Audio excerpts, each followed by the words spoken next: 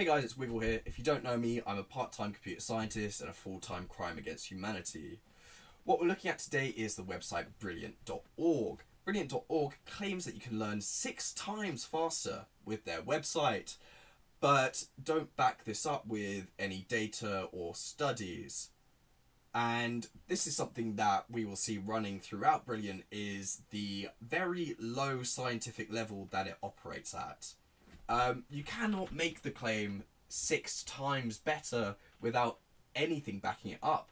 So I decided to go do the research myself and read all the research papers, only to find that there is no mention of this 6 times thing, and most of the papers actually contradict each other in many different ways. What the studies do show is that interactive learning is a great tool for helping memory retention. Kaggle says because they're a purely interactive learning platform, that they are somehow better than real university.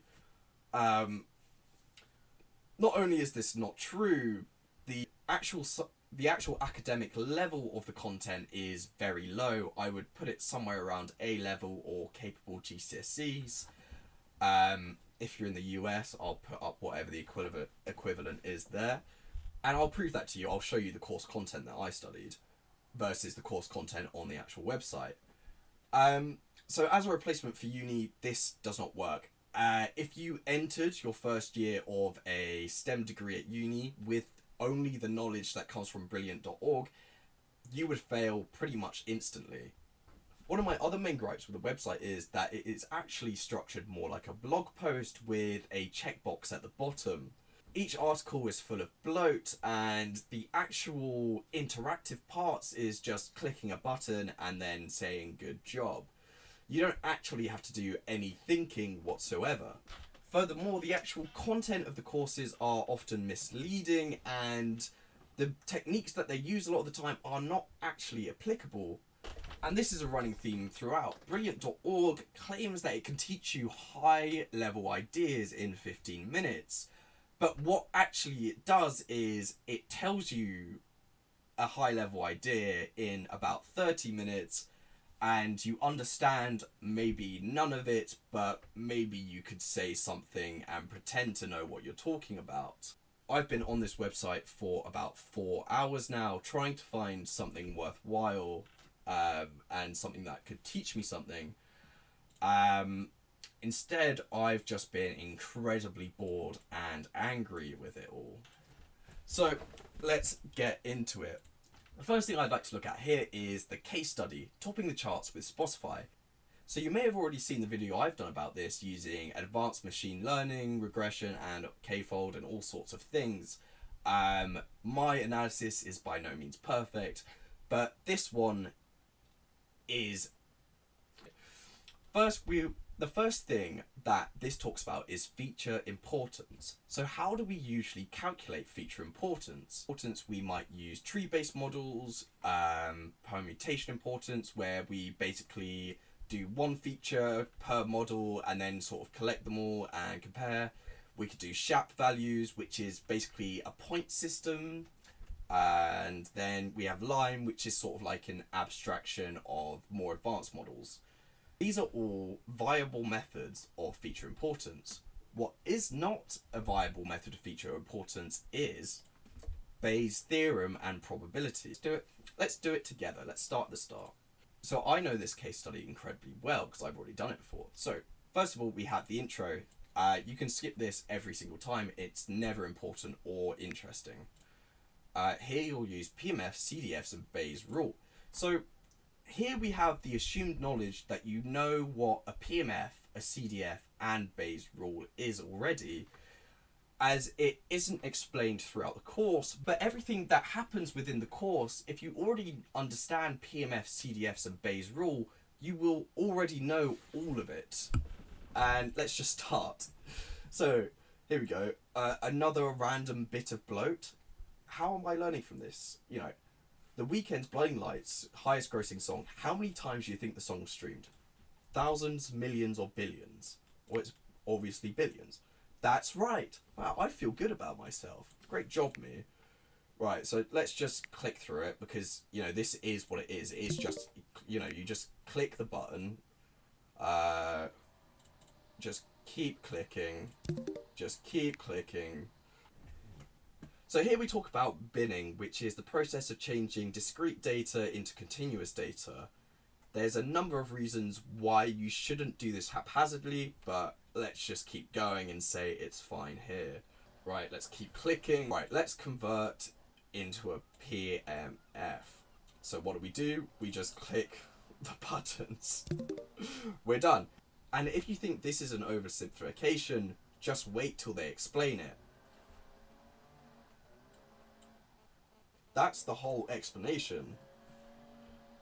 Okay, cool. Well, let's keep going.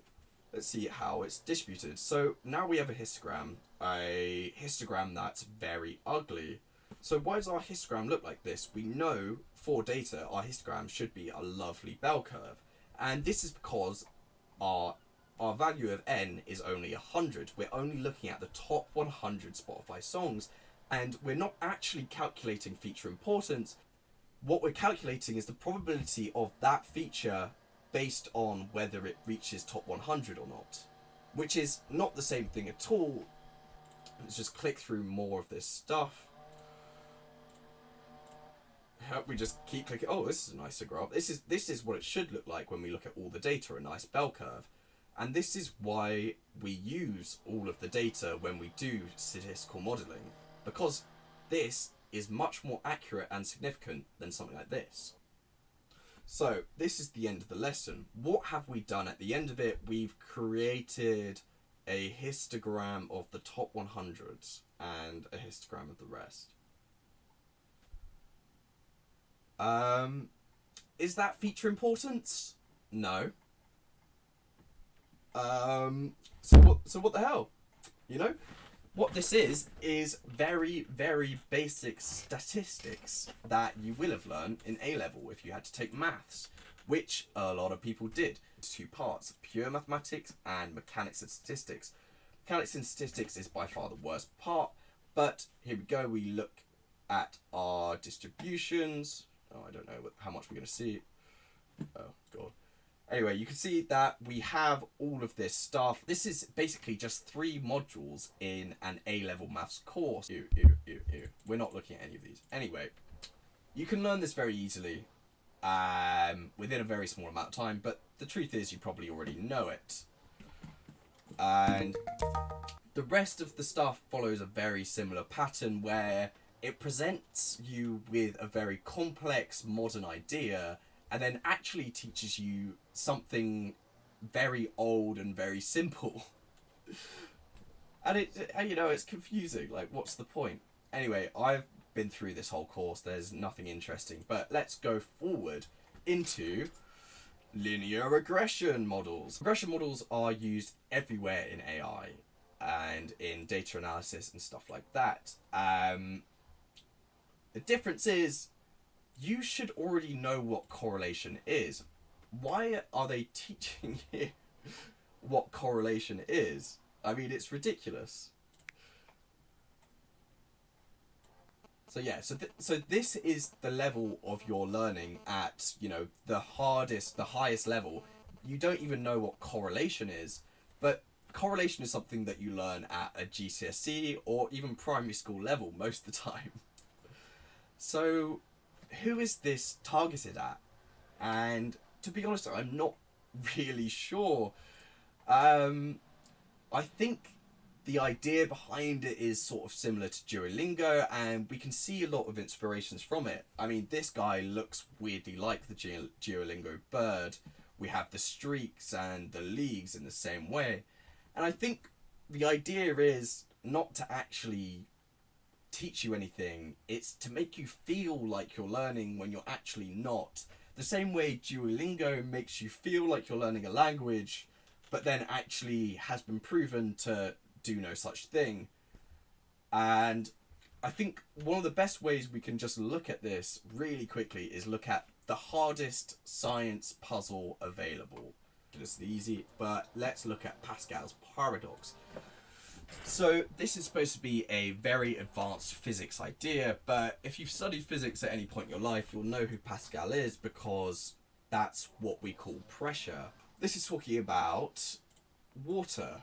and pressure and a long narrow tube. So I guess this is probably talking about the water column principle. I don't know whether you're taught this in the physics here, but you know, you may or may not know it. The idea is that the height of the water is proportional to the pressure. And what is the advanced question here? So, in 1646, Blaise Pascal allegedly performed an experiment in which he filled a barrel of water and attached a very long, narrow tube to its mouth. He climbed up the ladder at the top of the tube and then slowly began to fill the tube with water from a pitcher. As he did, the barrel began to leak and then exploded suddenly. So the barrel's already full of water, so any new water that we're adding is new pressure. Kind of weird that they said the barrel started to leak and then explode. We know in our solar souls this is not how it worked, because if it was leaking it would just relieve the pressure, but whatever. Why does the barrel explode with such a small increase in the weight of its water? So the reason the barrel explodes with such a small increase in the weight of the water is because that the pressure of the water is actually proportional to the height. So adding more amount of water is basically adding a lot of height all at once. But the reason that the barrel explodes with a small increase of water is we can assume that the barrel has points of failure due to the fact that it's leaking. So we can assume that the rapid change in pressure probably is a point of failure for the wood of the barrel. But the actual answer is just, what is Pascal's paradox? The pressure in the water doesn't depend on the weight of the barrel, only its height. This is not a question. Like, come on, man. Like, that's not a question. Honestly, I don't know why science YouTubers are promoting it. I don't know what it is they've been learning from it, but I could not find any material worth learning from on this website. If you are a GCSE student who is interested in higher level concepts, I would recommend BBC Bitesize instead.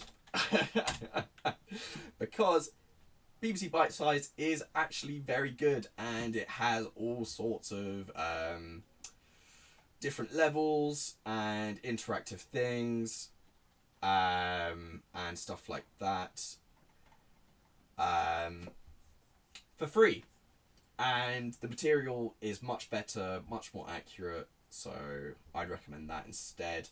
If you want high level learning, then you're going to have to actually do the work. Turns out you can't just cheat learning. You have to actually pay attention and read. If you want to learn how to do data analysis, just start doing it. So we go to Kaggle.com, we look at 30,000 Spotify songs, and we can look at any of these free code bases that exist here. I like the sound of this. Creativity is for losers. Science to find hit song.